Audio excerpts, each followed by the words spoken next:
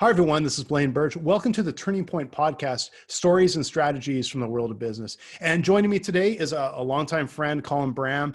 Colin and I have known each other for quite a while, actually going back to early sort of in our business lives. And today, actually, Colin is the CEO, is it, of Showbie? Is that your? Sometimes, also chief janitor and everything in between. So as entrepreneurs, we wear many hats, but yes, the CEO as Okay. well. I know it well. It's very true, especially in the as in the tech world.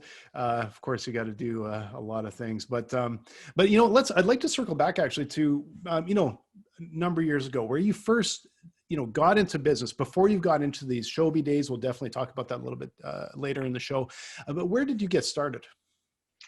Yeah, it's kind of an interesting story at least for me. It was luck. It was sort of being at the right place at the right time, but it wasn't a huge opportunity that was presenting itself. Quite the opposite. I came out of university at at a strange time in the economy.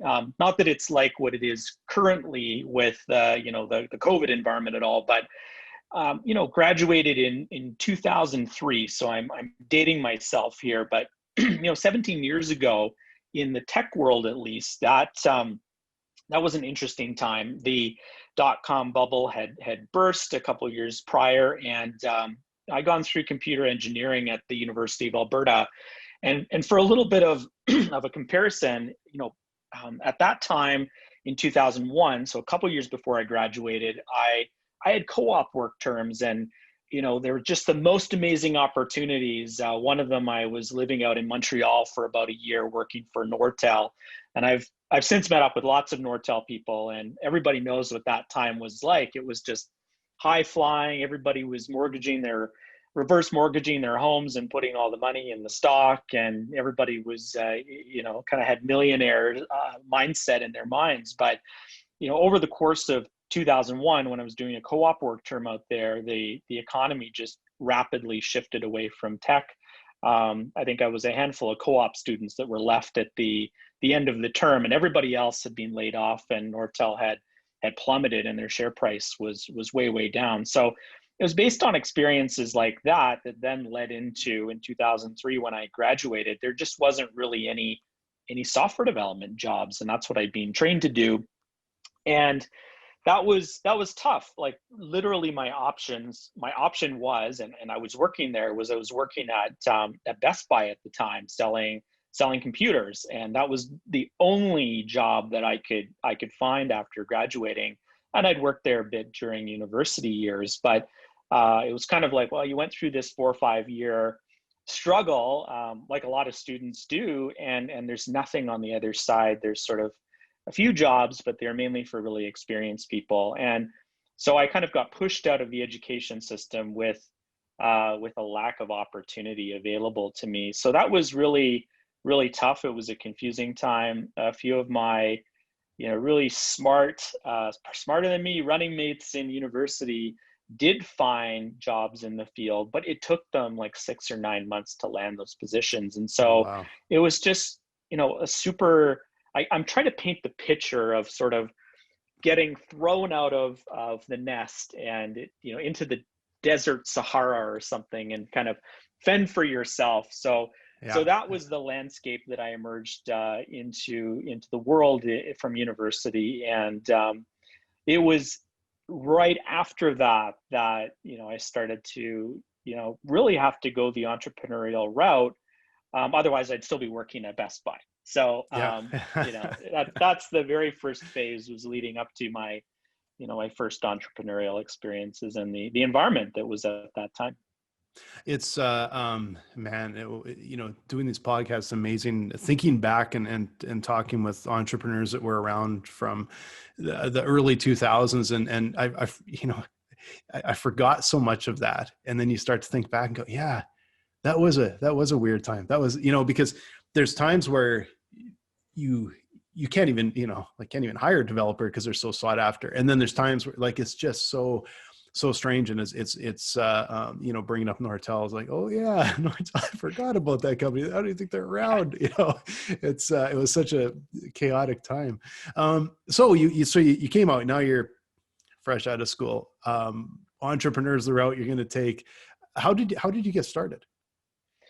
Yeah, so I mean, at the time, it was definitely a stroke of luck. There wasn't a lot of planning around this, but you know, at the time in the last year of university, I was dating my future wife, and still we're together, so it's all good. And the journey was interesting around that point where, you know, I was looking for work, she was looking for work at a university, and she landed a full-time position first, and then she knew that I was really struggling with finding a job, and so um, as luck would have it, I ended up talking to her dad a lot. Now, we'd only been going out for, I don't know, a few months at the time, but in that summer, you know, we started talking more about kind of my career and what I was passionate about, software development. And at the time, he was working for an interesting school. He's actually a teacher, and he was working with a school up in St. Albert where they were trying to put a lot of the curriculum materials online. Now,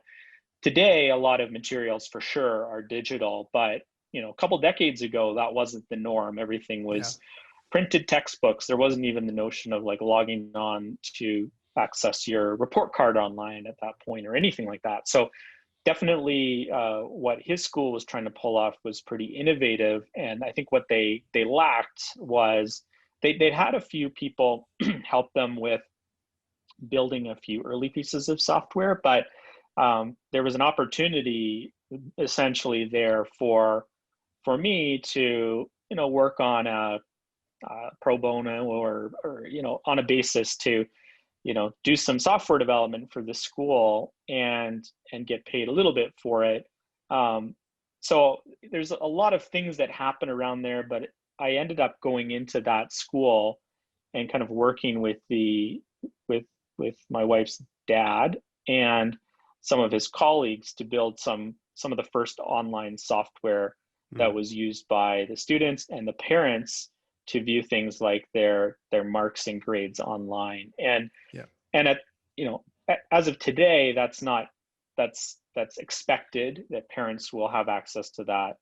But at the time, that was really innovative. It turned out no one else was really doing that, and there was no off-the-shelf products that did that really easily. So that school, because of their tech inclination, had a lot of other schools that actually came in from Western Canada and were visiting them to see, you know, what's going on at this school. And because I was working there, I and because I was, you know, how the whole payment structure was set up was, you know, I was making a little bit of money, but it wasn't like this was a huge business that was growing. I was basically a consultant or a contractor, and I was able to get into an arrangement with that school where I owned the IP at the end of the arrangement. So when Oh, I okay. built their product, I was kind of um, able to go and sell it elsewhere as well. And I think we kind of had some ideas about referral arrangements and things because it was a bit of you know, patting each other's back. But that really got my start going, and I was able to you know, use the early community there of interested schools who was looking to put their reporting information online as a way to grow a small business around that opportunity. And you know, in the end, I worked at that solo for a couple years, and then as we got a second and third client to come on board, you know, I realized I needed some more help with actually doing this work. And so I hired my first co-op student from Nate, and I think it was 2005, and that ended up being a really good experience. And actually, Roy is fast forward to the Showbie era. He's my co-founder here at Showbie, so we've had an incredibly long run together over 15 years. But yeah, at the time, it was just really, it was more like a job, but it was a bit more of a choose your own adventure path. And Yeah. the Yeah. early start there was all about having access to an opportunity for sure, which was luck, but it was also about pursuing it and working pretty hard, albeit I wasn't making a lot of money, to actually, to make something of it and start building things and having people use them. And so that was my Yeah. start down the entrepreneurial path. It's such a familiar story in entrepreneurship that you almost fall into it. You start with it. My first business was, me, myself, and I, and a laptop. And then, yeah, I got a little bit too much here. Well, I guess I'll hire someone. And it just all of a sudden you look back and go, oh man, it's a big bill every month, right? And it just keeps growing. And I do commend you on being able to get that IP, especially just like your first step in and being able to get IP that you can build a business on. Because I remember a number of times trying to secure IP from a lot of it was a little bit bigger government, but you're trying to secure some IP that you can try and build on. And boy, it's hard to get a signature on the dotted line for that. So I commend you for that. That's a big step. So so it's you and Roy, right? Yeah. Where did you go from here? How did you take that next step where you started to go, okay, this is more than a couple people. This is turning into a bit more of an enterprise. Yeah, I remember that phase. Roy hadn't finished actually, Nate, at the time. So I'd hired him for, I think it was about 4 months over a course of the summer, probably of 2005. And that worked out incredibly well. I was able to, he was able to lift a big load, and he was just super smart, really passionate about the software development and doing a good job and making sure that, people were using the software and enjoying it. So kind of everything you want in a future partner. But at the time he went back to school, and I was like, oh no, I got to go back to the solo operation. So we ended up striking up a neat deal, which was he kind of worked part-time for me while he was at school. And, we kept in touch, and he was working a few hours here and there on it. I did end up hiring some other co-op students, and after the experience of doing that, I think it was a cheap way, honestly, at the start for me to kind of take this relatively low amount that I was bringing in and hire up a second person to help me. But the co-op students were beyond Roy were decent, but definitely they approached it from more of a learning opportunity versus Roy. Clearly he was ready to do full-time work. So the productivity wasn't there to actually lift heavily. When he finished school though, I made sure that, because we were keeping in touch, that he was in a place to join me. So that worked out really, really well.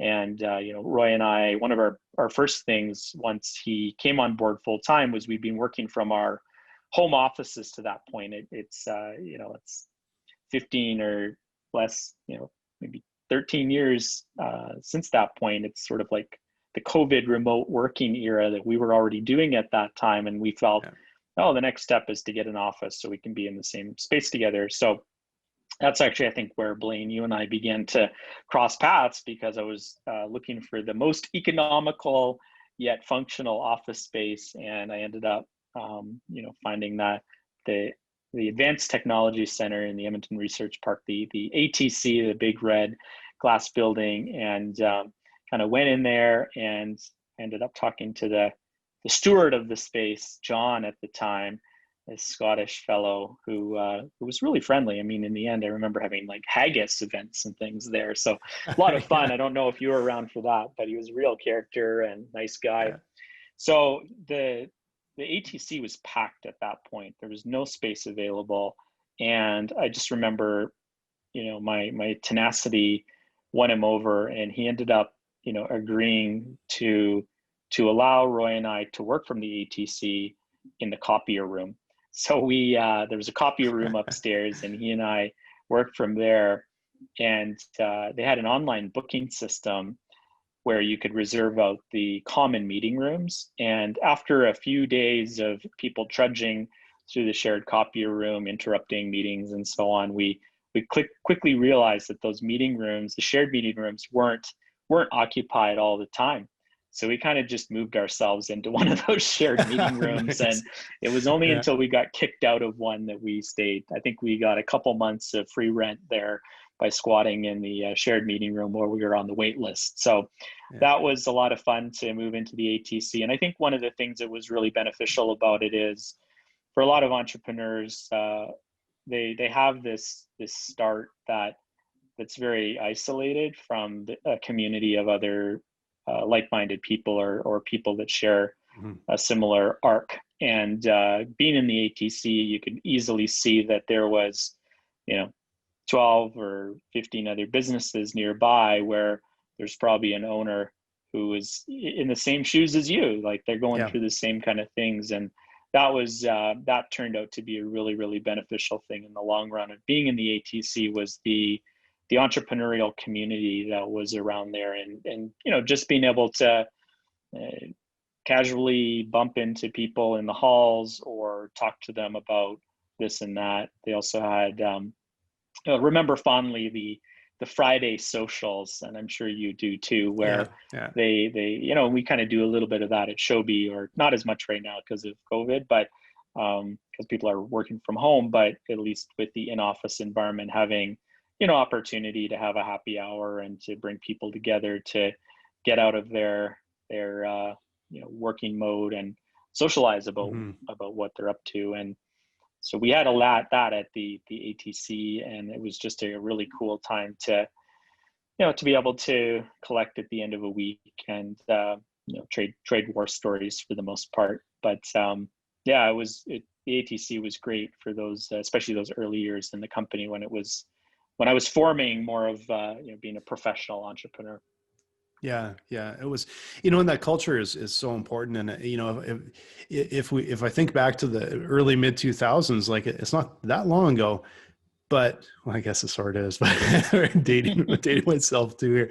But if we were to get sort of isolated and working from home, like we are now, where it's like the whole world is suddenly at home, I think it'd be a very different world, because the opportunities that we have through, well, even like right now, we're talking, we're on video, very comfortable with video conferencing. My team, they're on Slack, they're on Zoom all day long, and it's such a different world. And I think it would be 15 years ago, awfully challenging to have a time like this, because um, it's not ideal, but at least you can have these virtual chats and these virtual happy, I've been to how many virtual happy hours, and have a virtual beer with a friend or a colleague or something, and that's you just really can do that. And I think we're, in a way, it's a difficult time, but I think we're really lucky that at least the technology is there, that it's kind of works, and you can have some of that, some of those conversations. So Yeah, absolutely. I think just to add to that, I've just to zoom up to present day, like obviously I haven't been traveling at all for business since mid-March, and I do feel like I'm resting really heavily on the previously developed relationships. Like even you yeah, and I talking here, it's kind of taking the in-person, and we're able to do so much with the online now because you met someone once or twice, maybe in a different country. You kind of know what they look like, what they sound like. You have a lot of trust already built up, so adding the digital layer on top is pretty straightforward. I think as far as forming new relationships with people online, it's totally possible. It just maybe requires a little bit more work or yeah, it's a different channel fundamentally than meeting in person, so it's just different. But for pre-existing relationships, it feels like, yeah, the yeah, video is no problem at all. It's kind of like phoning grandparents or something like that. For me, it's really easy to dive on that and dive into that channel, and might only see them once every 2 years. They're in a completely different area, so yeah. it's really easy to yeah. I think we're definitely in an interesting point with all this technology and riding on top of the in-person relationships that all of us have formed Yeah. pre-COVID. It's very true. It's cultivating existing relationships has been relatively straightforward, but you're right. Meeting those new people and building new relationships and new networks, that is a lot more of a challenge. You don't have the foundation there. And like, I'll admit, like I am not missing flights and TSA and all that, because, like I probably should have been on 3 or 4 trips already in 2020. And I don't miss that part. But you know what? Yeah, I do miss like those events that we would be at every year, and meeting those people, meeting new people, and being able to follow up with them. And it's a full year off of that, and probably more. But I think by the time we can sort of get back to that, we'll all be chomping at the bit a little bit to get out there and meet new people, and start building on some new relationships as well. So it's a good point. It's cultivating is different than the new ones, And so where let's skip forward a little bit to not right up to where you are today, but where was the first seed planted to where you moved from sort of into a real sort of single product that you guys, or a single business that you guys are pursuing today? Where was the start of that? Where was the inception for that?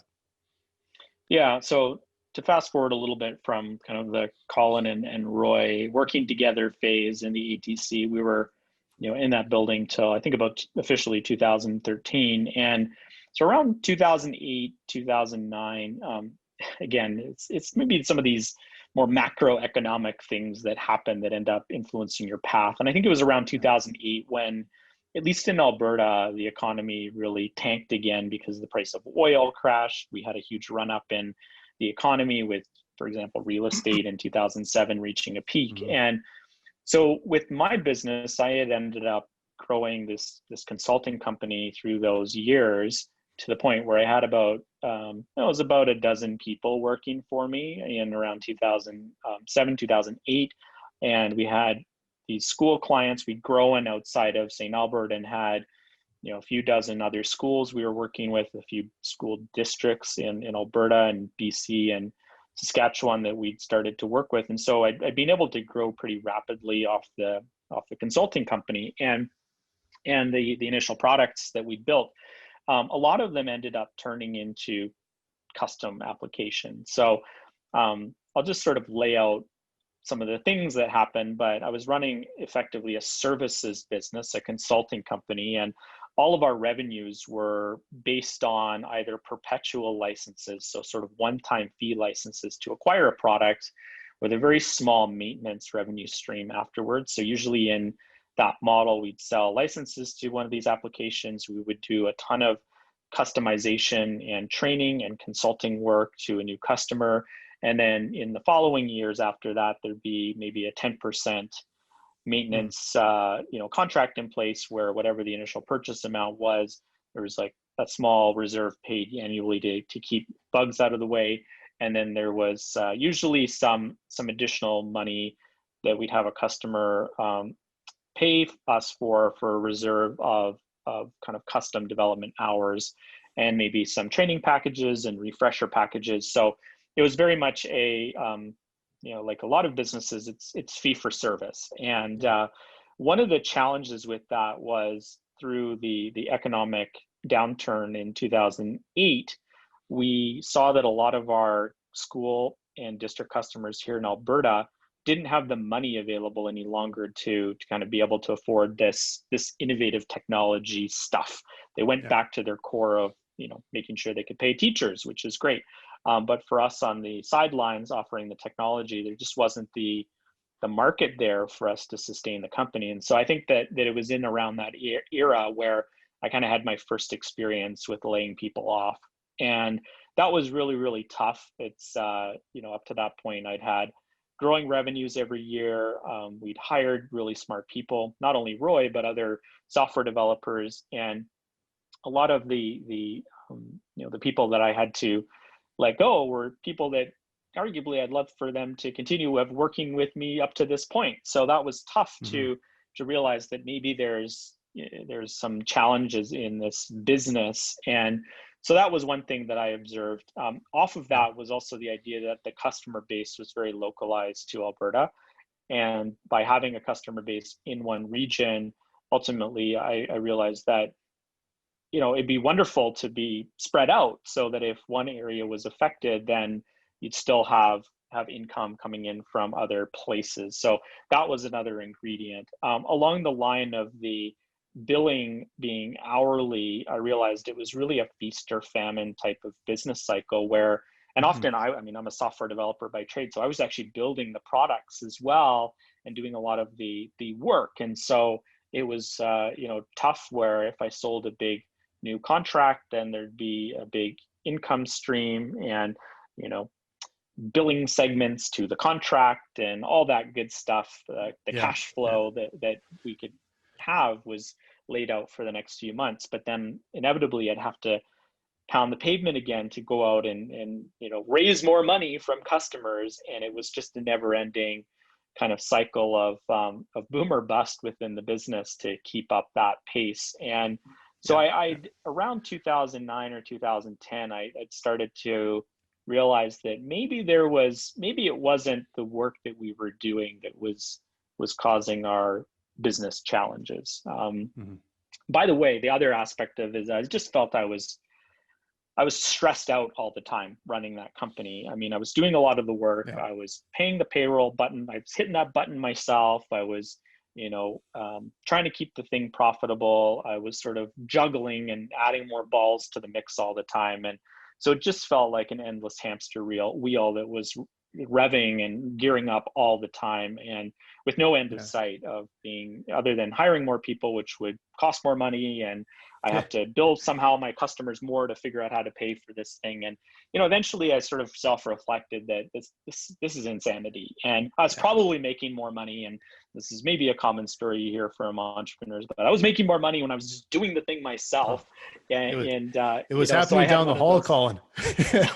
We were 100 feet away. It felt the same way. Yeah, we were Same all here, running right? that same services model, and Yeah. it's really really tough, and you're trying to make a margin off these hours, and you're trying to pay people well, but the margin in the business is the differential between the bill rate and the cost for you to have a person do the work. Yeah. And the Yeah. market can only sustain such a rate of billing. So anyway, I started looking at the business model, and at the same time, I realized that there's other companies like Salesforce and Zendesk who were emerging within our ecosystem, within the technology ecosystem, that fundamentally had different models of operation. Yeah. One of the last things I'll say on my business model was a lot of our customers were hosted on premise. So that meant that there was a Uh, janitor's closet at a school district where we had to physically go to maintain the equipment. And that was so tough. I got to the point in around 2009 or 2010 where I finally got into co-locating our customers here at a colo in Edmonton and charging them a monthly fee, which kind of bridged us into the subscription category, but it wasn't the full thing. It was still like you'd buy yeah. your software on licenses and we do work for you, and you pay a little bit every month for us to tend to the systems and make sure that if they went down they were rebooted. But it wasn't the full, it provided a buffer of subscription revenue but not the full meal deal. And I think the breakthrough for me was just looking at companies like those software as a service companies that I just mentioned, where they had cloud-based software, which meant that the customer didn't need to have any equipment. Yeah. There were services like Amazon Web Services that were coming up upon which these companies were entirely based. So they actually didn't do anything related to hardware, which was incredibly appealing. They were all entirely subscription based. So whether it was modules of the product that could be licensed, the people were paying monthly or annually for that, and they were paying likely the same amount every year. And while in the end that took a lot of time to gear up a SaaS revenue stream in our company here, which is Showbie is really the manifestation of a lot of these needs that I felt over a decade ago. Yeah.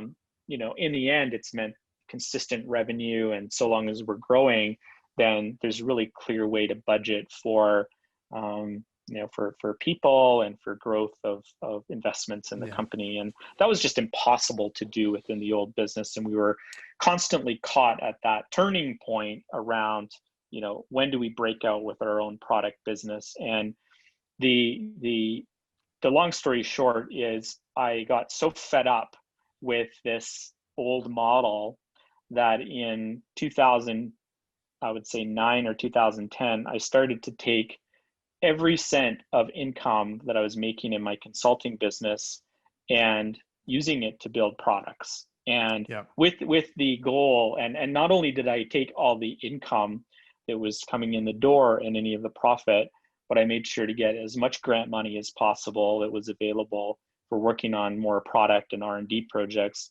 And I also ended up taking every amount of money that I, over the following 2 or 3 years before this company got off the ground, I took all the money I'd made actually during consulting and socked away and spent it on these products. So I really had to kill the cash cow and fully invest in the idea that what I was really building was the next phase of my career.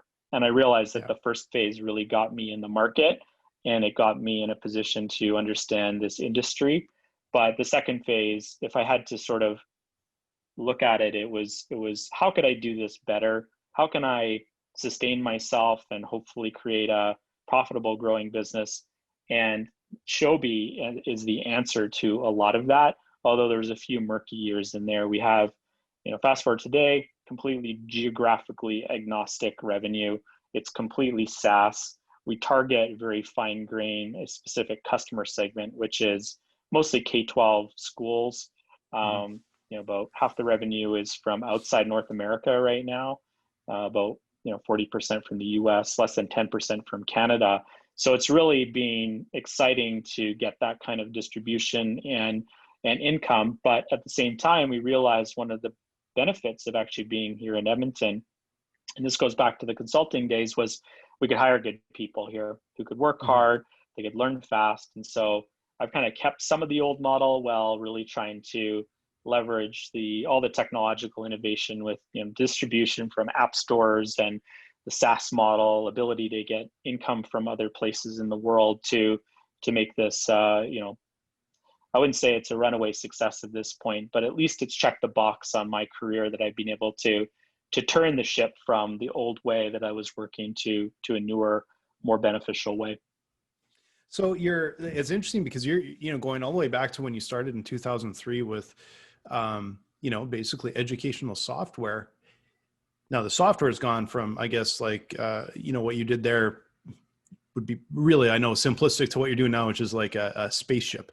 So it's a big leap, but it still it's interesting that all of those learnings and all those contacts and all those conversations over the years led you to a product that you just understood. I'm guessing really, you felt like you understood really innately the problems that your customers were facing, and that resulted in Showbie.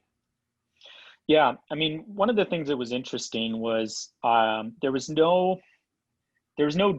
sudden shift here with like, oh, I'm fed up with my consulting business. It's not giving me what I need to, I'll build this thing called Showbie and it will be a rocket ship. It was much more painful than that. Yeah. First of all, I think there's 3 products I ended up building before Showbie came together. And one of them was a online quizzing application. Another one was a online voting application for school district board members who couldn't attend in person. Mm-hmm. Maybe that could be useful now, but at the time, Yeah. I sourced basically ideas from my consulting customers and tried to hone in on things that I felt could be winners with respect to new trends that were occurring. And one of the books I read that I'm sure a lot of entrepreneurs read is The Lean Startup, and a lot of the Mm-hmm. ideas about building minimum viable products were super relevant to me at the time. Building little thin applications to just validate ideas rather than going all in and spending months and months and months to build a monolithic product. And I did build monolithic products before I'd read that book and ended up having to kill them because they just didn't get any traction beyond the one consulting customer I was able to plant them in and see some use. Mm-hmm. So in the end, what won there after this period of ideation was an iteration was I found one school in Edmonton that was doing an iPad rollout. And I think you and I may have even gone to the same event. It was back in maybe 2010 or 2011. It was shortly after the first generation iPad came out. Mm-hmm. And I think someone in Edmonton had it at the event. And I just remember like looking at this thing, and now of course tablets are everywhere. Everybody's seen one, everybody can access one or pay for it, even a cheaper model. But at the time, this was truly groundbreaking. Yeah. I don't feel like there's those big movements, those big tectonic movements in technology, like there was in those earlier days of, say, the iPhone coming out or the iPad coming out. Now it seems a lot more incremental. But at that point, I remember seeing the iPad and just being like, whoa, this is the future. It's sort of Yeah. like Star Trek with their tablets or tricorders and communicators, and this is happening. And so maybe it was that event, but I heard a school in Edmonton was doing an iPad trial. And I ended up kind of going into that school and talking to the administrators about why they were doing this. I thought it was kind of goofy at the time, frankly. I thought that, like, what are kids going to do? Like, watch movies in class, or I don't know. So turned out what they were trying to do was kind of flip the education model on its head. They wanted the students to be creators and producers of projects and use applications at the time like Keynote and Pages to, shoot video, put it into those, and somehow share it with the teacher as more of a multimedia project instead of just taking quizzes and tests. So that's actually become a really big theme. It turns out over the last few years with digitization, a lot of school, assignments and projects. But at the time, it wasn't super obvious. And the biggest problem they had was they needed a Dropbox for the classroom. And so once we understood that was the root problem, they'd actually gone out and bought a Microsoft Exchange server, which was installed in the janitor's closet of the school. And, staff needed to basically FTP somehow off the devices into that server, and all the students did too. And it was like an elementary school. So it was really wonky. And I ended up just remembering after that meeting, and I've always been sort of a workflow person, meaning that because of the kind of software I was building for those online report cards previously, it's all about kind of mapping a user in their journey through the product and trying to get them to that wow or to the conclusion or whatever as quickly as possible. And as soon as I saw their workflow with this Microsoft Exchange server and the Apple iPad, I was like, there's got to be a better way. And so Roy and I spent the next month building a little technology that at least allowed schools not to have to buy a server. They could kind of point the address to where you'd save the file to a cloud location. And then we had on the other side a website where teachers could create a little folder structure and student folders. And so the students could easily save their document into this online cloud folder. It was not slick, but it was a lot easier than using servers. And we ended up demonstrating this at the school. And I just remember a lot of like, whoa, this is so much easier than it is currently. And as luck would have it, serendipitously, someone from Apple was there during that meeting. And I remember over the period of the next couple months after we launched this little MVP, talking to a few other schools in Edmonton, but there was a lot of communication with Apple. I actually have recently reached out to the fellow who was there. He's not working with Apple anymore, but we've kind of reminisced about what was that all about. And it turns out no one else had a product solution for iPad in classroom at that point. There was just no way for you to actually share materials off of the device with your teacher in an easy fashion. And so we had the initial kernel product that did that, and it ended up getting shared around a lot in Apple. Within a month, they had me visit a bunch of their key accounts in New York, showing them this little Showbie MVP, and everybody was really excited about it. Some of our first customers are still there. So I had this like whirlwind where we went from a couple years of trying different online voting products and quizzing applications to a very clear moment where we built something that was really, really simple, but solved a real problem. And that's what really got Showbie kickstarted. And that was around 2012. And what's interesting is right before we got on the call here, you mentioned you were just doing a video for Apple, and they'd sent you a package to make this video and stuff. So obviously that relationship and that opportunity with Apple has been a front and center basically from that moment forward for you guys. Yeah, it's really neat. I think, with these bigger organizations, it's always hard to know where you fit into their view. You're talking to different people from different areas of the company, and like I didn't sense that I was talking to someone who could go out and write Showbie, an acquisition check just based on this little MVP. But I was talking to people who, took care of sales for a given state at Apple at that point.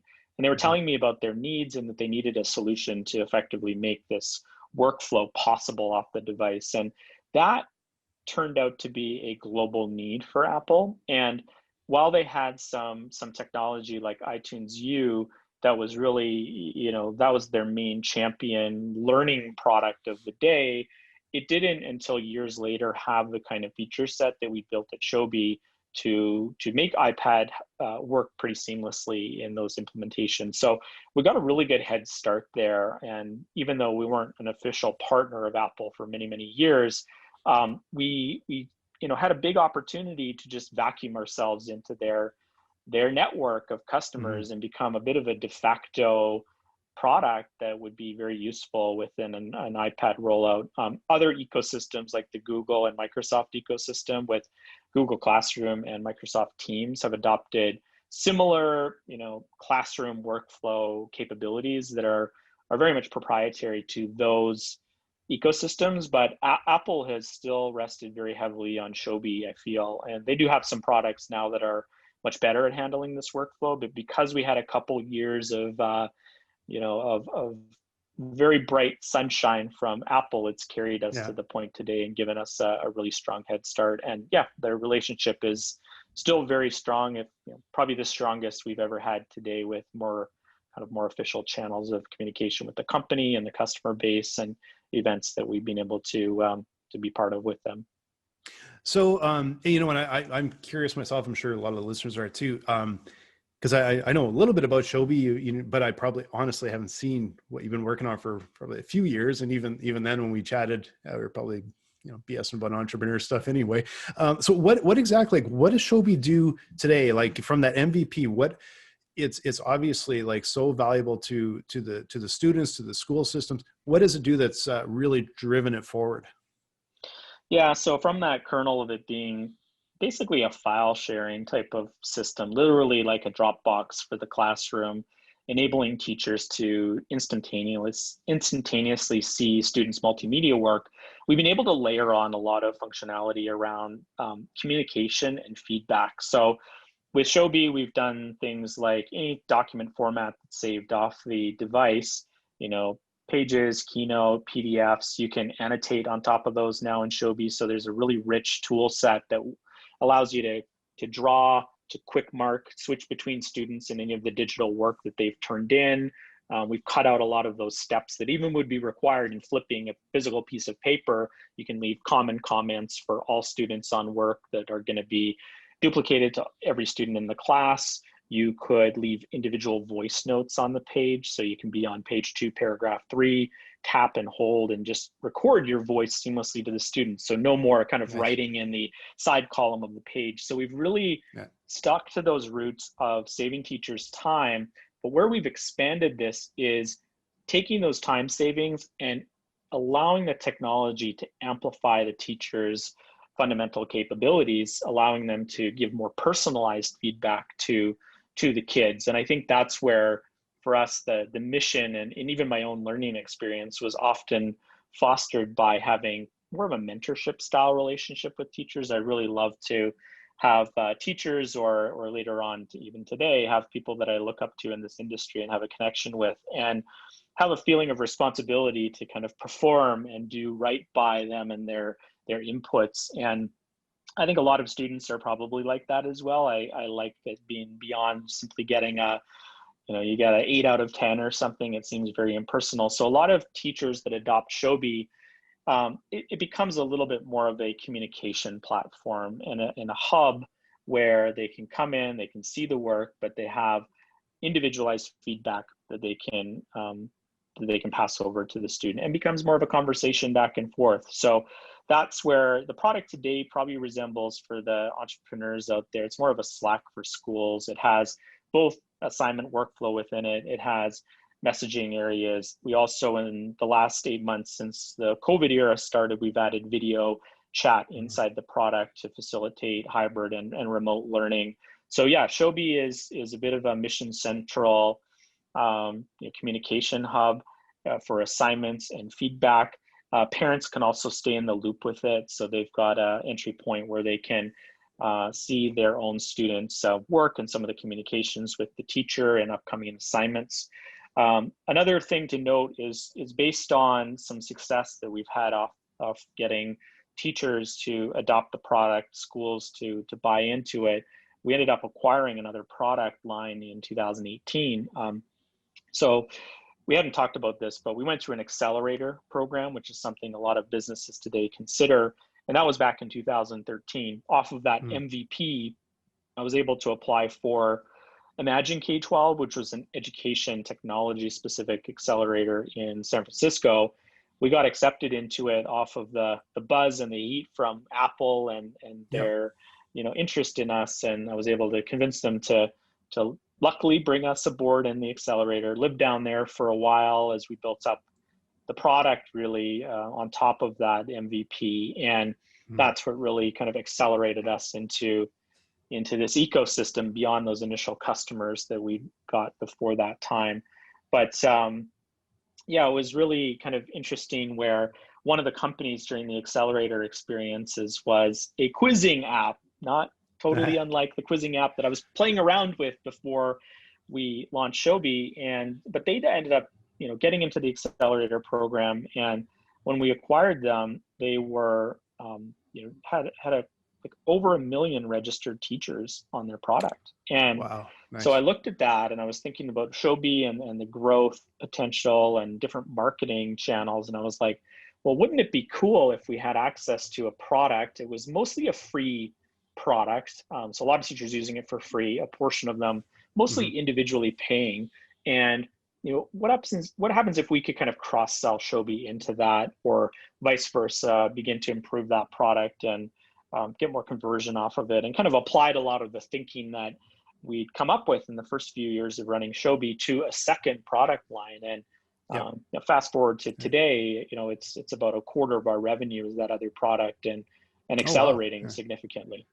Yeah, terrific. And it's I imagine still serving as that gateway for Showbie as well at the same time. There's over 350,000 monthly active teachers on Socrative, which is the second app, and that's actually much more than Showbie. Showbie sees about 50,000 monthly active teachers, so monthly active classrooms, including students. It's over 1 million active users on Showbie every month. But with Socrative, because it's predominantly free, it's a great place to sort of beachhead Showbie's marketing campaigns.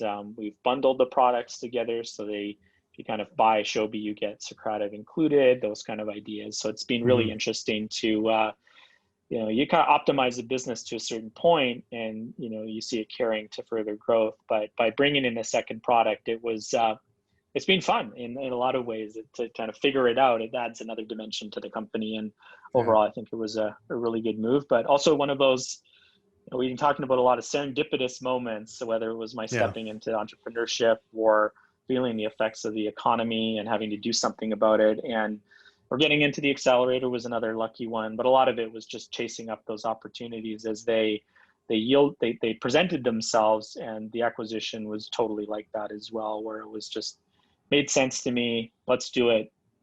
Figure out how we're going to pay for it was part of the process as well. But it's overall been a pretty cool thing to do.